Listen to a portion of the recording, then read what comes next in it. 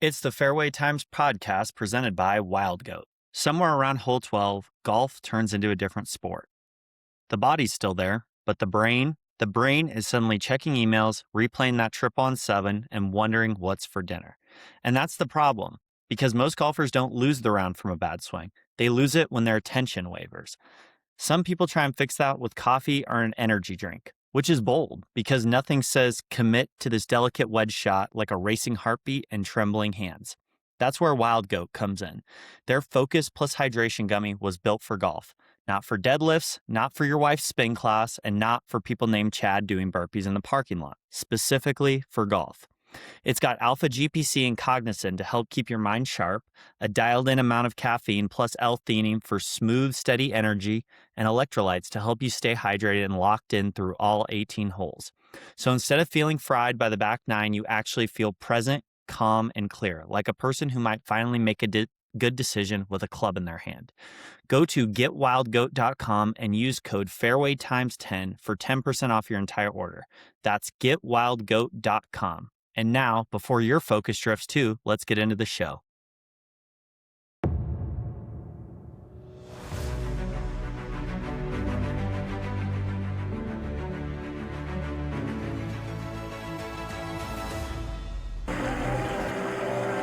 Waited for years. Many doubted we'd ever see it. But here it is. The return to glory. This is the Fairway Times. What is going on, everybody? Welcome to another episode of the Fairway Times podcast. Today, we have some very exciting things to talk about. The PGA Championship is this week. It is major week, and we have a historic golf club. We have some guys that are playing really, really well headed into it. So super excited to kind of discuss that. We're going to go over kind of the full restoration of the golf course and where it sits today. And after that, we are going to talk a little bit about some betting, what type of player traditionally plays well in this setting.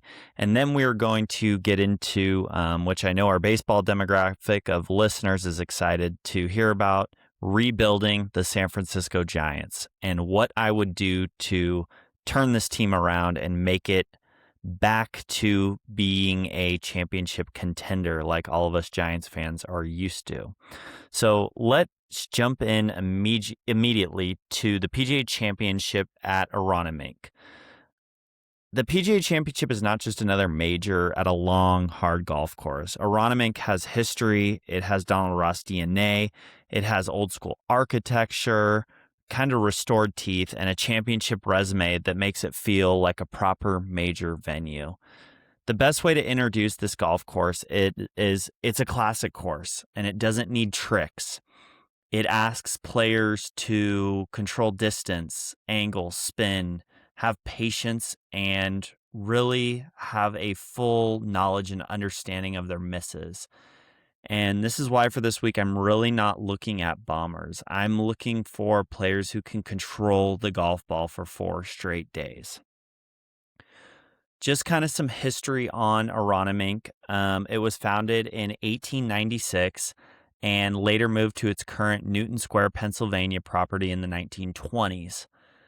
Donald Ross designed the course after the club relocated, and Aronimink has become one of the most important championship venues in the Philadelphia golf scene. The club's own history lists major events, including the 1962 PGA Championship, the 1977 U.S. Amateur, the 2003 Senior PGA Championship, the 2010 and 2011 AT&T National, and the 2018 BMW Championship. Aronimink is not just a random major venue. This place has hosted real golf history, right? Gary Player won a PGA Championship here.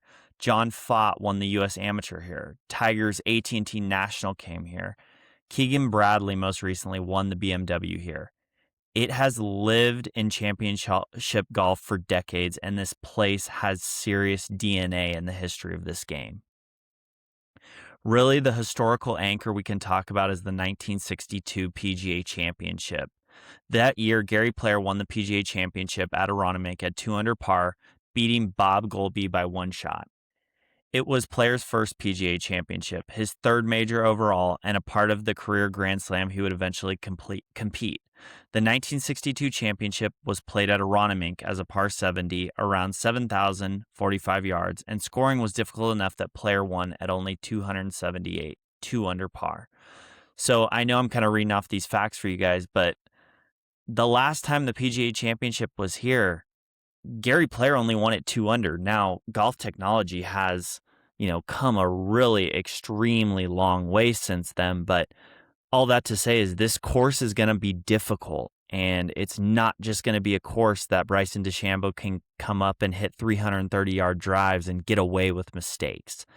This is somewhere where I am truly looking for guys that are elite iron players and can really pick their spots when it matters.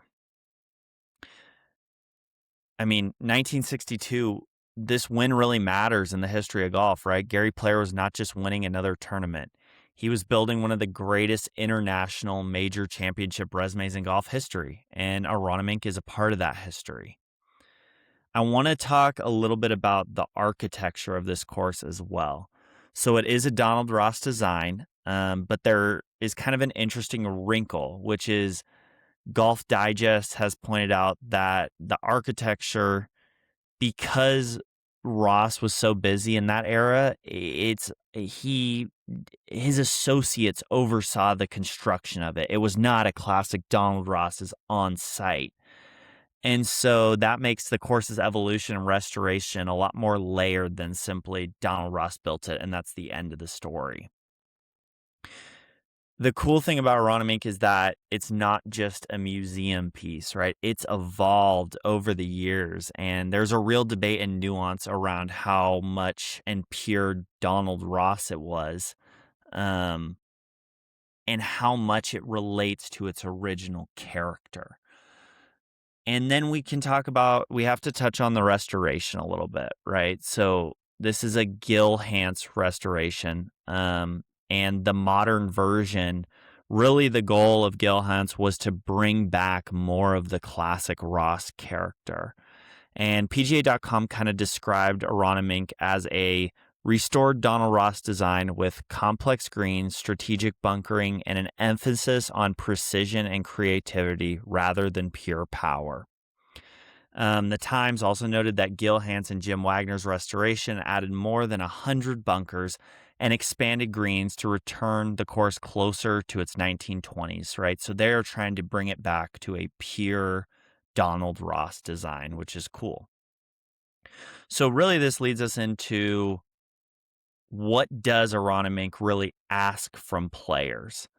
So can you hit the right section of the green, right? Severely tiered greens, and we're talking about, if you potentially miss on the left side of the green and it's tiered from left to right, we're in serious 3-putt territory. So really being able to hit precision irons are going to be crucial. Can you control spin into large sloped putting surfaces? Can you avoid short-sided misses? Can you handle deep bunkers that require extreme amounts of touch and precision? Can you stay patient when good shots do not always produce birdies? How many days in a row can you stay patient until those putts start dropping? And can you survive long par threes? This is a second shot golf course with major championship consequences. Driving matters, obviously, but the real separator is going to be approach play and where you miss. At Aronimink, a 25-foot birdie putt from the right shelf might be a good shot. A 25-foot birdie putt from the wrong shelf might be a defensive 2-putt. That is the difference, right? So those are kind of some of the phrases that I wrote in my notes when I was studying this course. The course is historic, but has definitely been newly sharpened. And it's definitely longer. I don't want to discount the fact that this is definitely like just a longer golf course than it was obviously in 1920. What's cool though is, and besides kind of Pebble on the West Coast, sometimes I feel like East Coast sports is different, and we talk about this a lot. in college football, actually, not specifically on the East Coast, but like how much, the town that Clemson is in, when it's game day in Baton Rouge or in Tallahassee, people really care and it feels historic. And sometimes on the West Coast, I feel like we miss out on that in sports. And I feel this way in golf on the East Coast, right? There is something different about a major in the Philadelphia area. It feels old to me. It feels intense. It feels traditional. And the people of Philadelphia are extremely sports crazy. And that really fits this championship. One of the course detail notes, which I thought was really, really cool that you might not know about, is Aronimink has a small white farmhouse near the course that has become part of its visual identity. And that sits between the 7th and 11th green and has been preserved through renovations over the years, which is just beyond cool. It's just a little white farmhouse and it's not manufactured. It's just part of the place and it's been there for generation. And that is, I think, what is going to make this course feel so much different on TV. I think the PGA Championship doesn't always get the romantic treatment that the Masters gets or the brutality label that the US Open we've kind of come to know. But year after year, it might be some of the deepest fields in golf. There are fewer amateurs, fewer ceremonial spots, and more guys who can truly come out and win this golf tournament. And that is what, from a betting standpoint, makes this week so hard. You're not just asking who can beat the course, but you're also trying to figure out if this person can beat 30 or 40 other players who are legitimately good enough to win. And an example of this, I think a great example of this is somebody like Michael Block, who is from Orange County, California. I have utmost respect for him, but Michael Block's game and competing against him is a lot different than competing against an amateur in the Masters. Michael Block has years of tournament experience, years of teaching experience, and multiple now, I think 4 or 5, I was reading online, PGA Championship appearances. So, like, this is somebody who's trying to come in, make the cut, and potentially come win this golf tournament at this point. And so that's just kind of when I talk about the deep of the field, like, I am probably more looking at big name superstars in terms of betting. So really, I kind of wrote down something to go by for when I'm betting this week, and that is I want ball strikers. I want elite iron players. I want players who can handle Ross greens. I want enough driving to survive, but I'm not building my card around distance. So really, it's kind of a boring bet, but I think if you're looking for an outright winner, it's probably Scottie Scheffler's week. The guy has been playing unbelievable, and he's came up just a touch short in multiple different occasions. And so I think this is kind of another major that we may be able to book for Scottie Scheffler. So if you are looking for an outright winner, it might be the boring pick. It might not be what you expected of me. I'm sorry. I just think it's the right pick. For a top 10 or top 5 guy, I mean, Cameron Young is the hottest player in the world right now. Once again, I know it's boring. I just think that these big name guys at this course this week are going to rise to the occasion. If we want to talk a little bit about something you could sprinkle an outright on, it's Collin Morikawa, because we know how elite his iron play is.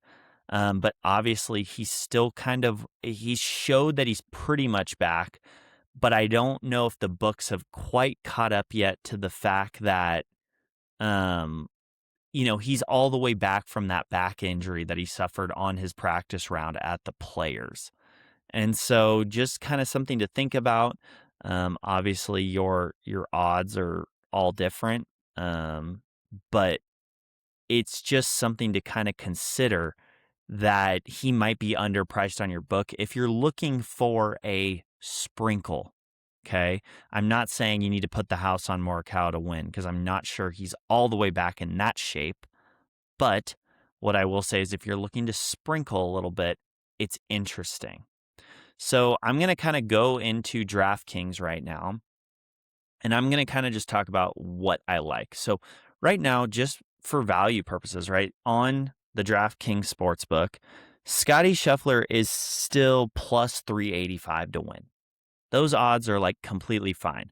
By the way, the next closest person is Rory McIlroy at plus 900 and Jon Rahm at plus 1400, which the way Jon Rahm played in the Masters, I'm not sure if I want anything to do with him, although he did kind of rally to make the cut.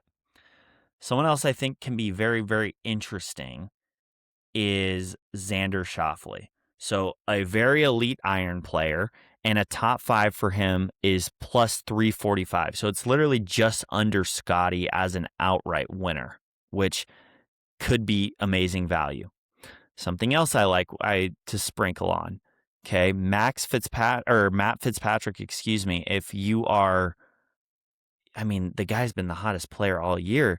Plus 2,300 seems like just unbelievable odds to me.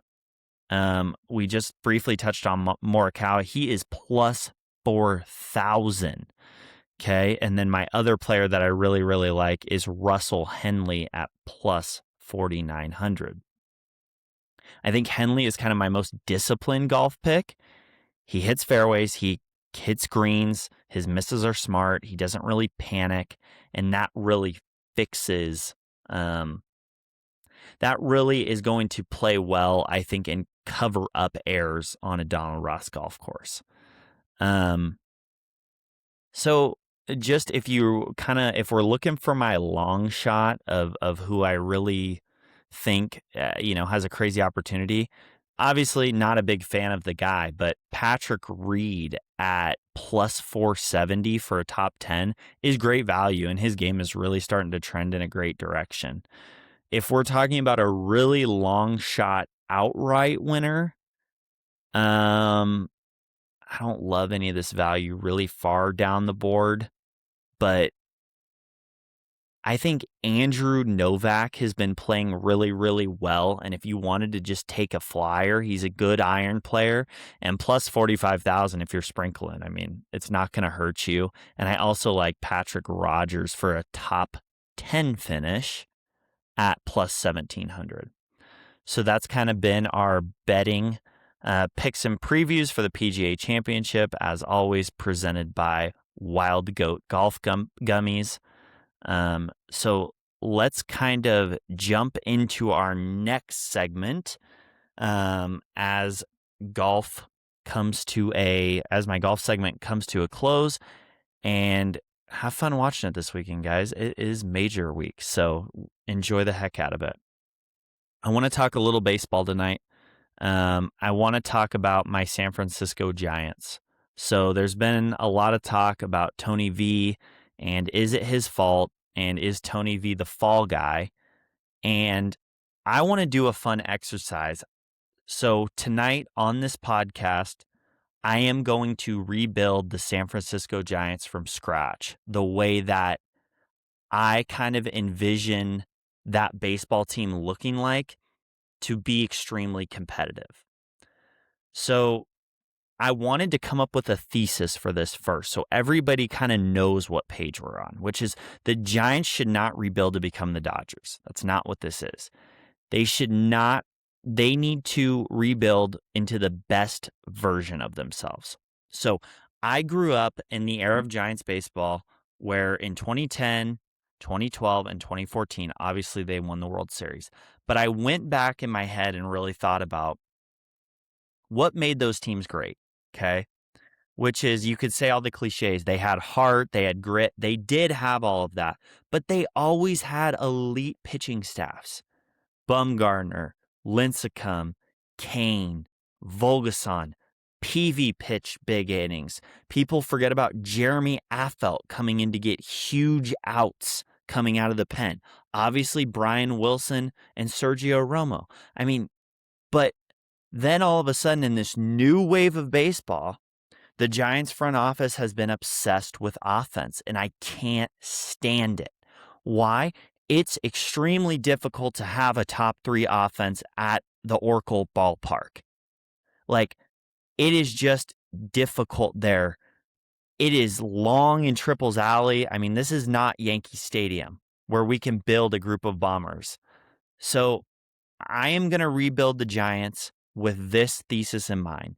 I am looking for a top 3 pitching staff, and all I need is a top 15 offense. And if I find the right guys that are gritty enough and almost offense, yes, do I want a couple big boppers in there? Of course. But I think the Tampa Bay Rays are a great example of a team that plays old school baseball with their offense. They know that Junior Caminero is really their only big asset. So what do? Chandler Simpson's job is to get on base. Okay? It is his job to get to second base so Caminero can drive him in. I think that concept has just fully been forgotten about in San Francisco. And I think that we need to kind of get back to that a little bit and reallocate funds onto the mound. Okay? This doesn't mean just signing pitchers. This means that really pitcher development in San Francisco needs to change. And I think where I want to start with this is there's been a lot of great examples of Giants pitchers in kind of this new wave of Giants baseball. So we'll call it 2016 and on, which is something is going wrong in their pitching development process. We have these guys that are very, very highly touted prospects, and then they get to the big leagues and they just can't succeed. Now, that is normal. That happens, right? This is baseball. Nothing's a guarantee. The problem I have is when they go to another organization and immediately start succeeding. Great example of this year is Kyle Harrison.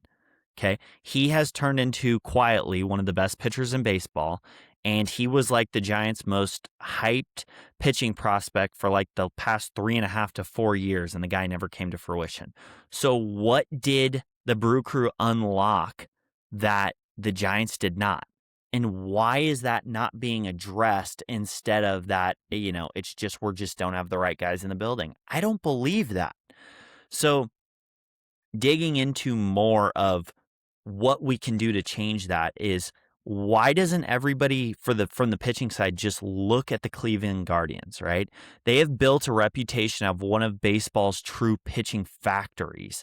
Fangraphs has described their reputation as quote unquote well-earned and discussed the organization's big league pitching group, including Carl Willis and the broader staff structured around him. The important lesson is really not to copy one coach. It's that Cleveland does not just find pitchers, right? They build them from the ground up. So I did an analysis and I said, what is the Guardians model really? They identified traits other teams undervalue, right? What do I mean by this?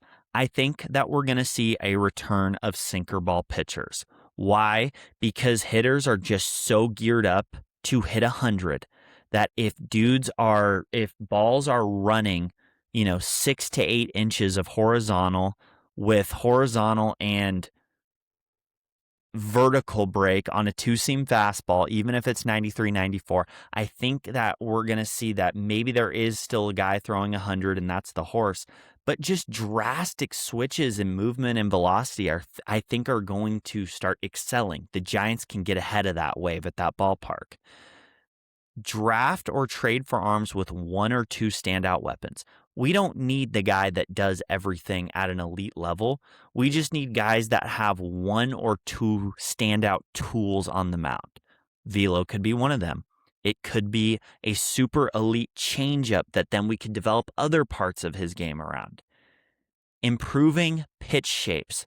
The Guardians are literally developing these guys' pitch shapes and redoing them based on data and based on live results. Doesn't really seem that hard. Now, are the Giants doing this stuff? I'm sure they are, but we're missing something, okay? The Cleveland Guardians optimize usage. If they think that a guy is not yet ready to pitch 180 innings, they don't do it, right? There are dudes on that team that are literally starters that the Guardian, it almost looks predetermined, where it's like you're going to go 4 to 5 innings. That is your role. And then once you have really not earned the right, but they almost view it as a comfortability enough to get to that place, then you can be a 180 to 200 inning guy. The Cleveland Guardians create clear role pathways. They don't do this thing where a starter prospect is suddenly a reliever and vice versa. Like, they don't do any of that. They know and they establish roles for their guys. Why? Well, it's really difficult, even if you earn your spot as a reliever, it's really difficult to become a starter. It's two completely different skill sets. It's also really hard to go from being a starter with a mental routine of knowing when you're going to pitch and a physical routine that is so dialed in down to the gnat's ass that you're eating the same thing every 5 days, to a reliever where you are just freaking chugging energy drinks in the bullpen, and just trying to stay locked in the entire time to go throw an inning. It's just completely different mindsets, and Cleveland doesn't do that to their guys. It's established early of what your role is, and then that role is used from AA up to the big leagues. Now, yes, there are some exceptions to that rule, but the Giants do this weird thing where guys bounce too much. I don't like it. They trade for surplus when they need, aka if they feel like they're short on pitching, they're going to go trade for 4 or 5 guys and hopefully 2 come out of that. Okay, let's play the numbers game. Great. Okay. The Giants kind of need to become the Guardians of the West, not because Cleveland has the biggest payroll, right? They don't, but because Cleveland has just built this reputation of becoming a pitching machine. And that is how the Giants are going to be successful in that ballpark. Oracle Park, right, should be recruiting and a development advantage. Right. So there was all this talk about Aaron Judge. He's going to lose all these oppo home runs with the high wall in right field in Oracle. You're right. But guess what? Why does every pitcher not want to come pitch then in San Francisco? Because any ball hit to right center field, unless it's Barry Bonds, is not getting out of the ballpark. Okay, so basically there's an entire pizza slice of the field that is now almost unavailable for home runs. Okay, the Giants' pitch to pitchers should be come here, develop here. The park is going to protect you as you go through your big league career. The other thing is, as a big leaguer, unless your name is Paul Skeens or Tarek Skubal, there are growing pains as you are in the big leagues, as you are learning. Oracle Park is going to protect your numbers, honestly. Like, there's just so many advantages. This matters so much for ground ball pitchers, right? We've seen the shadows with Logan Webb at Oracle Park. I have been to Oracle Park a lot. I've watched day games. I've watched early evening games, and I've watched night games there. And the shadows are an absolute bitch. Maybe not for the night games, but those late afternoon starts with the sun coming down, there's a wall, there's obviously water, although you can't see it inside the ballpark from like a hitter's perspective. It causes a lot of weird brightness, and then just the way the sun is around that ballpark. Like, it's a difficult place to hit. And so why would we build the offense to be top 15 when we already know it's difficult? Build around the pitchers and expose your opponents there, okay? Young arms can really learn how to attack major league hitters there. And the other thing is, I think it's a great opportunity for veterans that need to rebuild their value. And if we develop a strong pitching development department, just like the Guardians model, like we just talked about, along with all the things of Oracle Park, veterans can literally kind of reshape and come to the San Francisco Giants and rebuild their career. And in terms, San Francisco can then be successful and flourishing franchise again. So I think, we can talk about the pitching development department that I have in mind a little more in depth. So I don't know this, right? Because this is not something that's like readily available. Obviously, I'm sure they have a pitch design lab. But I think they might need to get some fresh faces in there, people that are thinking differently. And this is something that, I think Buster Posey does a great job of, which he hired Tony V. unless that was just a setup to have a fall guy because he knew this roster wasn't good, which I don't believe Buster Posey did because I don't think he's that kind of guy.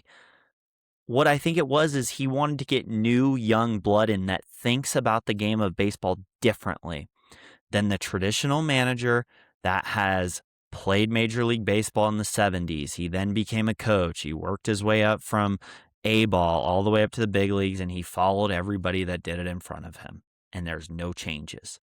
I think Buster wants people that think differently, and that is what we need in the pitching development department.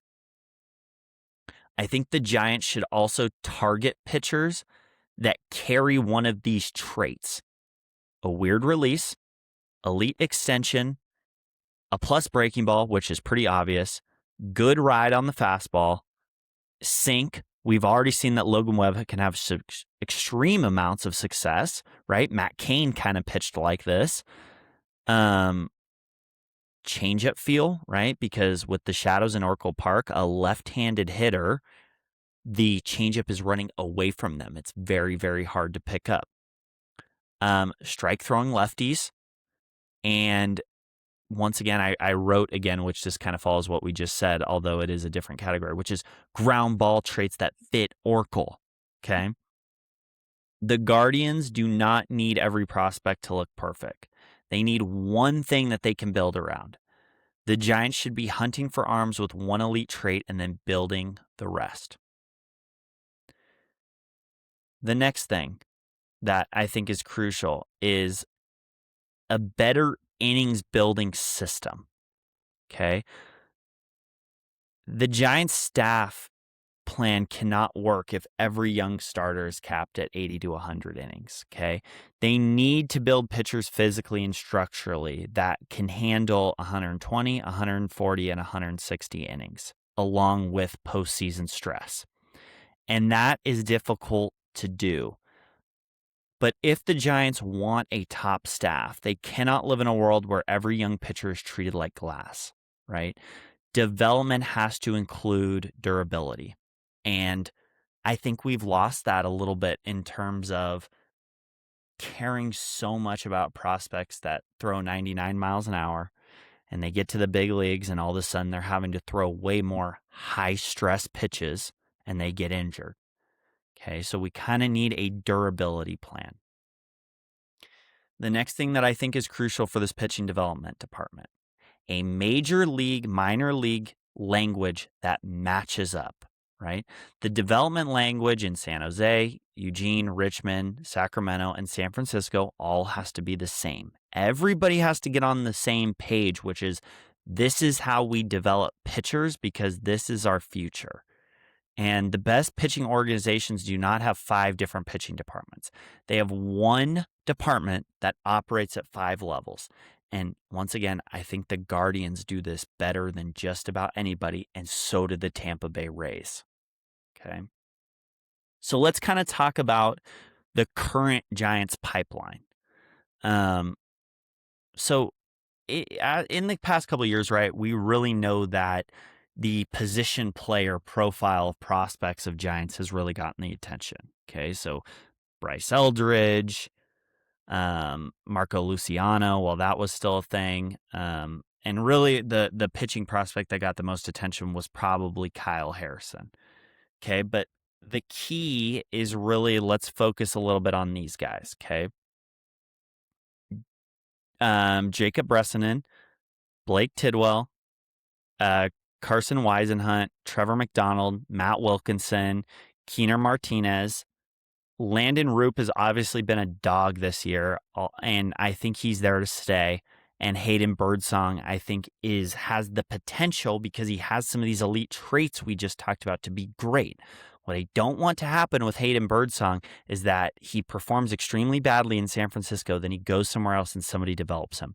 There is no reason that Hayden Birdsong cannot be a solid 3 to 4 starter for the San Francisco Giants eventually and become eventually an ace. He has the traits. The guy is absolutely disgusting. He kind of has a weird release. He's massive. I think he's like 6'6", 6'7". So there's just a lot of things to like. And I want to make it clear that the Giants don't need all these guys to become stars. They need the development department to turn like 2 of them into real arms that have maybe some trade value. Okay. We're playing the odds game with the Giants. Can 2 of these 6 pitching prospects work out? Can a better pitching development department raise the odds from 2 of our 6 to 3 of the 6? Okay. This is kind of the idea that the Guardians have implemented. So the draft strategy, like what would I look for when I'm drafting pitchers for the San Francisco Giants organization? Lefties with changeup feel, fastballs that play above with velocity, aka when there's shadows, there's a lot of afternoon games in Oracle Park like we discussed, the fastball appears to rise, right? Because it has ride, as we call that in pitchers development. Breaking balls with elite movement. Okay. But I don't need a complete pitcher. I just need one elite breaking ball. Strike throwers who I feel like can add some velocity. And what I mean by that is if there is a dude somewhere right now at Kennesaw State and he is 90 to 91 with 4 good pitches and he has a solid frame and I feel like there's more to fill out there, and some things can be optimized, I don't need him to be 97 to 99. If I can get that dude to 93, 95, maybe grab a 6 when he needs it, I want those type of guys in San Francisco, okay? Because they're just these guys that only can throw 100 and that's their only skill. It's just showing that it doesn't work, okay? And sure, it's flashy, it's cool, it's really awesome to see Seth Hernandez at Corona High School grab 100 miles an hour as a junior in high school. I get it. But for the sake of the San Francisco Giants rebuild, I think we need to think outside the box. Okay. Okay, so what is kind of our free agent strategy? It's sign pitchers who fit Oracle in the development system. 1-year bounce back starters, left-handed strike throwers, relievers with 1 elite pitch, injured pitch arms with controllable upside that have showed flashes, and pitchers whose raw stuff is better than their ERA suggests. So how this changes kind of the rebuild plan that a lot of other people have talked about. Keep Logan Webb, okay? I think that there is a world where Tarek Skubal, with the injury and all that, his value might have went down a little bit. Okay, I don't know how he's going to bounce back from this injury. We don't know what it's going to look like. But if you can keep Webb and you can go out and get Tarek Skubal on the San Francisco Giants, you have legitimately something to build around. We're not building for 2027. We're building for 2028, 2029, okay?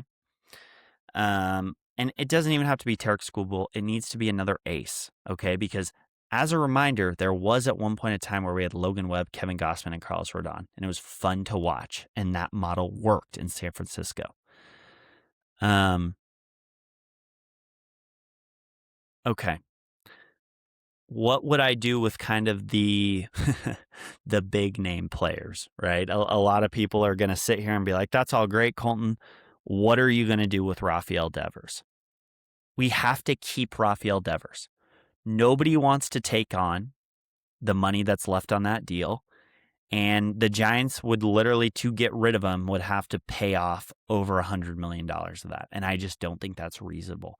I would keep Rafael Devers, and whatever he needs to be successful. I know there's been some bat speed concerns that he is struggling in that regard.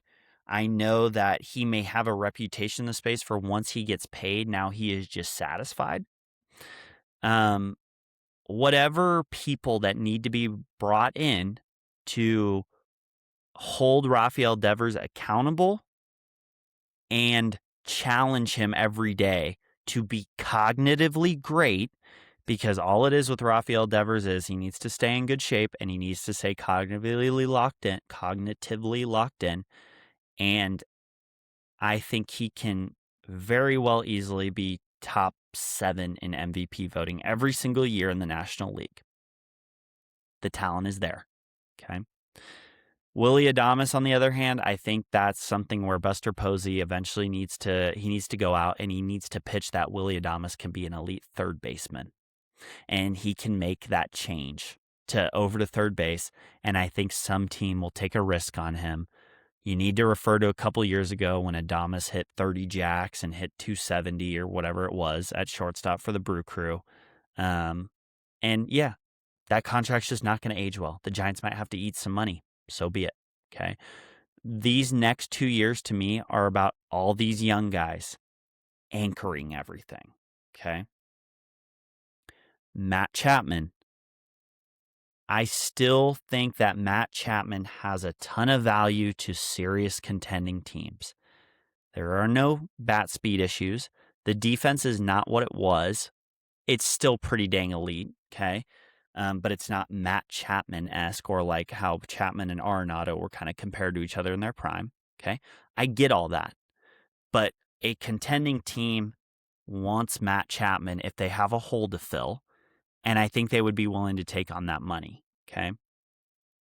Matt Chapman's also a guy that from what I have observed is he's always going to be a hard worker. And he's always going to just keep finding ways to get back to being a good to great player in Major League Baseball. Okay. He's always just going to find a way back to what that looks like. Okay. So shop him and get these pitching prospects that we're talking about to a contender and start the rebuild. Okay. Obviously they already traded away Patrick Bailey. I mean, I know there was some kind of like rumors around they did this to like clear slot value to potentially draft this kid from UCLA if he falls to them and pay a huge slot value.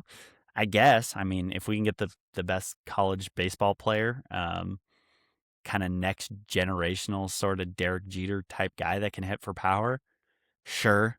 But once again, don't think it solves the Giants' problems, which is pitching. Okay. The other thing is, as an Angels fan, Buster Posey better call up Art because he makes some stupid trades, and the Anaheim Angels have some very, very interesting pitching prospects. So I think that is just something to note. So once again, just to recap my model. We're building a top 3 staff in Major League Baseball through signing free agents and a pitching development department that's brand new. This is to be ready in 2028, 2029, or 2030. If it takes longer, so be it. But I want this team to rebuild the right way. And a development department that is really focused on manufacturing pitchers and not just hoping and praying that 1 or 2 hit. So that is pretty much all I got for you guys today. So I hope you guys enjoyed this. We are coming up to time. I'm so sorry I didn't get a podcast out last week. I just got extremely busy. But we are trying to be as consistent as possible with this show. So want to thank everybody for listening and have a great majors week. And hopefully we see Mike Trout in another uniform after the trade deadline, which we can talk more about next week. Thanks so much, everybody. Like to hit bombs. I do. There's a lot more to winning than just, hitting bombs. You saw him dropping all kinds of bombs off the tee. I mean, just hellacious bombs. I have to have the ability to hit bombs. We talk about it. You got to hit long out here. Hit bombs. Todd, when I stop hitting bombs, I'll play the Champions Tour, but I'm hitting some crazy bombs. Thanks so much for listening, everybody. Remember to hit bombs, and I will see you next time.